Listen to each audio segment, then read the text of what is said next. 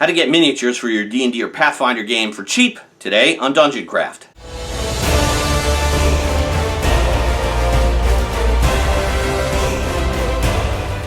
Welcome to DungeonCraft. I'm Professor DungeonMaster, and today, how to get miniatures for your D&D or Pathfinder game for cheap. Full disclosure, I am a miniature freak. I just got back from Gen Con. Here's a stack of minis. That's what I spend most of my money on when I'm there. A lot of people play D&D Mind's Eye, and that's fine, but I always play with miniature and miniature terrain. I own miniatures from every single company that makes miniatures. Games Workshop, Reaper, Reaper Bones, Whiz Kids, Cool Mini or Not, Dark Sword Minis, Kingdom Death, you name it, I've painted it and I've played with it. So when you ask how to find cheap minis, you've come to the right place. Now, let's start off by saying cheap is a relative term, right? What might be cheap for me is not cheap for you. But let's start with the amount of $50. If you could get, for $50, enough miniatures that you could play D&D for a year, that would be, if you played every single week on a Friday, that would be less than $1 a session.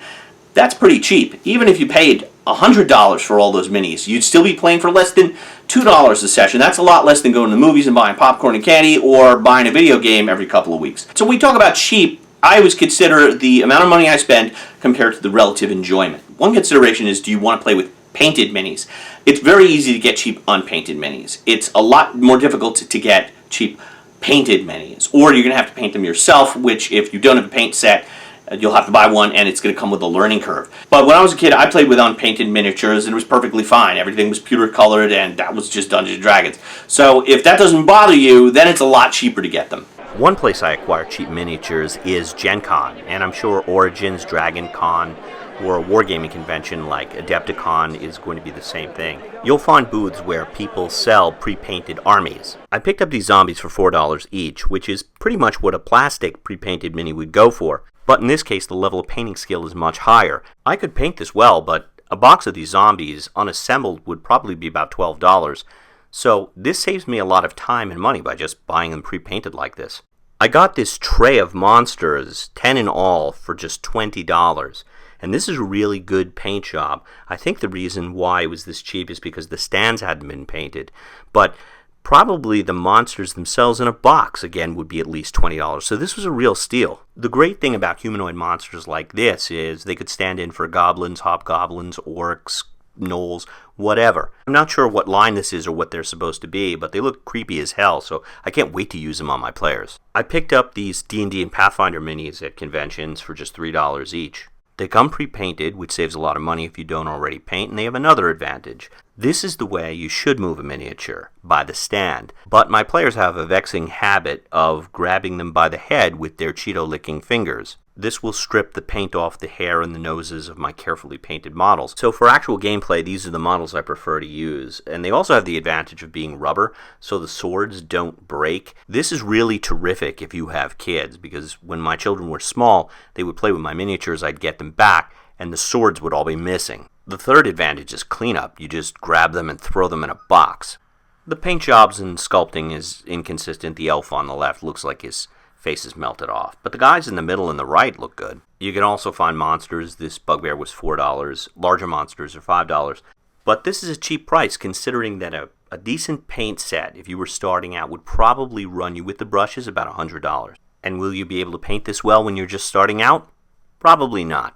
I've seen some of these minis going for $6 or $7 on eBay. I'm not sure at that point it's worth it, but I've also seen sellers selling lots of these minis on eBay, and you get something like 10 for $17 or $18. Okay, so let's talk about a little bit about the different lines of minis, starting from most expensive to least expensive, and how you can get them from cheaper. So these are the survivors from Kingdom Death Monster, which retails for $400. And while that is by no means cheap, it comes in a 17-pound box filled with models, and they're the best looking miniatures I've ever seen. Sculpted out of high-quality resin, these are miniature works of art, and I keep mine in a glass case. Limited edition individual characters are also sold. At conventions, figures like this retail for $20. Online, it's $25. The box contains special cards for use with the game. However, you can buy just the figure on eBay for about $7 or $8. That's how I got this mini, the Regeneration Suit Pinup. With shipping, she was $11, and I ordered 2 of them because I anticipated breaking her which I did, so it was a good thing I did that. But $11 puts her on the same level as a Dark Sword or a high-end Reaper miniature, so that's cheap for this line of models. These are Reaper miniatures. They retail for most of them $4.99 at reapermini.com, and they're sculpted out of pewter, which means they're going to have a higher level of definition. These models really paint themselves, and if you order a bunch at the same time, you save on shipping. Although more expensive than plastic, these might be worth it if you consider them for the player characters. After all, the player characters are on the table every session. This overburdened henchman and wizard are from Reaper Miniatures' Bones line. The Bones line are the same Reaper sculpt, but instead of pewter, they use a high-quality plastic. It's a little bendy, which I think is good, because that means that staff isn't going to break. The detail, very good. You wouldn't be able to tell the difference between this and one of the pewter models. They're also very easy to paint. As a matter of fact, I think plastic holds the paint better than pewter. Pewter has kind of sharp edges and it's more prone to chipping. These sell for $2.99, which is why Reaper Bones are so popular. That said, bones have more imperfections. I found bubbles, and sometimes half the face looks kind of melted looking, and the features are not as sharp as the pewter versions. However, they come pretty close. Here are some Reaper Bones and pewter minis mixed in together. Can you tell which is which? I'll give you a few seconds to make up your mind, and if you want, you can pause the video here. 5, 4, 3, 2, 1. Okay, if you said the cleric, the second one from the left, you would be correct. He's made of plastic, the rest are pewter, and you really can't tell the difference. This is his face close up. Now, not all the figures come out this clean, but when they do, it's a really outstanding result, and I really prefer the plastic because, again, it takes paint much better, and the paint sticks to it much better. At $2.99, I'm a huge fan of these minis. Another popular line of plastic minis is the Dungeons & Dragons line from Whiz Kids. I picked up these ghouls in my local hobby shop for $4.99, and it comes with 2 in a package. They come pre-primed with Vallejo primer, high-quality primer. They do have some flashing. They don't have as much detail. Sometimes, again, with plastic, there's imperfections. But for $4.99, you get 2 miniatures, and they're pretty good. You know, the thing about monsters is you don't have to use the same level of detail with them because they're killed so quickly. These bandits are also made by Whiz Kids, also $4.99, and really good deep cuts on the sculpt, which enables me to paint it really quickly. I painted these guys in an hour. This dancer and tavern girl are also Whiz Kids. They come in the same package, $4.99. If they look familiar, that's because I stole their color schemes. That's Esmeralda from Disney's The Hunchback of Notre Dame and the St. Pauli Girl. Whiz Kids also made these plastic Pathfinder goblins that I showed you how to paint in another episode. I think they were $5.99 for the 3 of them. For comparison's sake, these are Whiz Kids Pathfinder pre-painted minis. They retail for $5 each. Personally, I like my paint job a little better. But as a consumer, you have to ask, well, is the $5 worth my time, or would I rather pay $2 for an unpainted mini and have the time and expense of having to paint it myself? That's up to you. Like the D&D pre-painted minis, these are also made of rubber, so if you consider that $2 or $3 to be an insurance policy against your little brother, sister, or child breaking the sword, it might be worth it to you. One viable alternative to 3D minis is cheaper 2D minis. I got these zombie hordes from a company called Arknight. There are 31 minis in this package, and it retails for $20. This low price point means that this is by far the most cost-effective way of getting a miniatures collection. Within moments, you just open the package, slip them into the stand, and you have an instant zombie horde.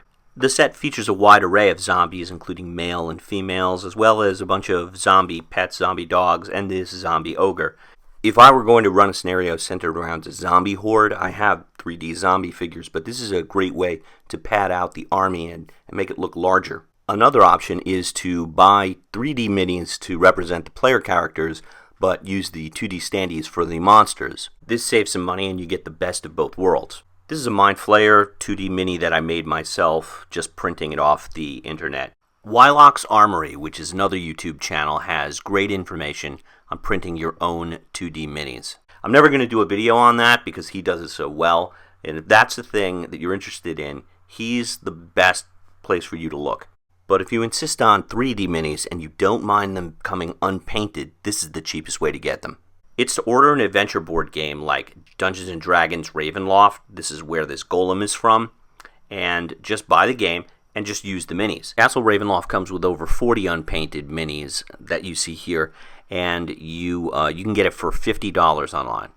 These are all the minis that come with the Dungeons & Dragons board game Wrath of Ashalon, which is tough to say, and it includes this iconic red dragon. I found the game on Amazon for $60, but when you consider it comes with over 40 miniatures, that's a really good value. This figure is one of the heroes from Cool Mini or Not's Zombicide Black Plague board game. I just found this game on Amazon for $66, marked down on Amazon Prime. It comes with 71 figures.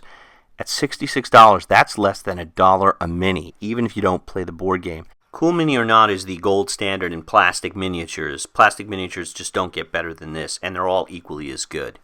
So I saved my best tip for last. This is Cool Mini or Not's Massive Darkness. It is an absolutely huge game. It comes with 73 models. They ought to call this Massive Boxness, it's so huge.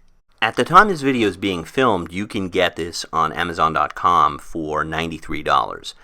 But we got it on eBay for $41 because it had been opened out of the shrink wrap. And it comes with 73 figures. Here are the heroes close up, and I think they look great. You got iconic characters like wizards, dwarfs, thief. All the archetypes are represented. There are a ton of these orcs in different poses with different weapons, swords, axes, bows. Here are some demon things. They look awesome. An ogre. Every good D&D game needs an ogre. This epic-sized boss monster. This massive spider. And a pile of these awesome double-sided dungeon tiles. $41, you're looking at paying just like 50 or 60 cents a figure, plus you get these tiles. What a great deal. We also got this Reptisaurians expansion, and it comes with all these models. Again, the shrink wrap had been removed, but the entire set was complete. Deals like this don't come around every day. You have to be vigilant, but the deals are out there. Between these two box sets, we netted 93 miniatures for just $61, and to this day, it remains our biggest score. So that's some of my ideas on how to get minis for cheap. If you have other ideas or you have questions, put them in the comments section below. Also, one of my ideas is to have a follow-up video on how to get into miniature painting for cheap. If you're interested in that, and I don't know you are, put it in the comments section below and I'll count up the responses and see if that's a video worth making. If you found this video helpful, check like, and if you want more great DungeonCraft videos, click the subscribe button and the bell icon to get new DungeonCraft videos as soon as they're uploaded. You can help me grow this channel by sharing this video with your equally cheap friends. Once again, this is Professor DungeonMaster for DungeonCraft. Thanks so much for watching. I'll see you at the table, and may all your rolls be 20s.